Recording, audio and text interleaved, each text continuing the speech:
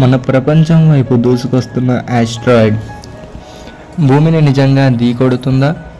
మనం 3 విషయాలు తెలుసుకుందాం. మొదటిది, దీని పరిమాణం ఎంత? 2, భూమిని ఢీకొట్టే అవకాశం ఎంత?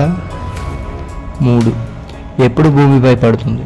ఒకప్పుడు ఒక గ్రహశకలం భూమిని తాగడం ద్వారా భూమి మీద రాకాసి పళ్ళులు అంతరించిపోయాయి కదా. ఈసారి కనుక ఇలా జరిగితే మన జాతి మొత్తం అంతమవుతుంది. పరిమాణం విషయానికి వస్తే ఇది 80 నుంచి 800 మీటర్లు ఉంటుందని శాస్త్రవేత్తలు అంచనా వేస్తున్నారు. అయితే గతంలో కూడా ప్రపంచం అంతమవుతుందని పుకార్లు పుట్టించారు. దీనిపై సినిమాలు కూడా వచ్చాయి.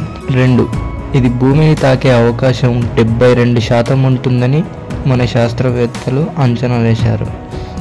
అయితే అది ఎక్కడ పడుతుందో పక్కా సమాచారం లేదు.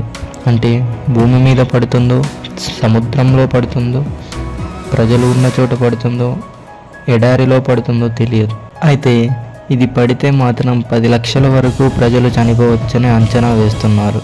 ఇక 3వ విషయం, ఇది ఎప్పుడు భూమిపై పడుతుందంటే 12 జూలై 2038లో భూమిని తాకవచ్చని శాస్త్రవేత్తలు తెలిపారు. అలా జరగకూడదని ఏదైనా ఆస్ట్రాయిడ్ భూమి కక్షలోకి వస్తే గుర్తించే విధంగా 2028లో నియో సర్వైవర్ను ఆకాశంలో పంపనున్నారు మన నాసా శాస్త్రవేత్తలు. అయితే ఒక్కోసారి సూర్యుడి వైపు ఆ ఆస్ట్రాయిడ్ వచ్చినప్పుడు ఆ భూమి నుంచి వదిలి సూర్యుడి కక్షలోకి వెళ్ళే అవకాశం ఉందని ఆస్ట్రాయిడ్ గురించి తెలిపారు. సమాచారం నచ్చినట్లయితే లైక్ అండ్ సబ్స్క్రైబ్ చేసుకోండి.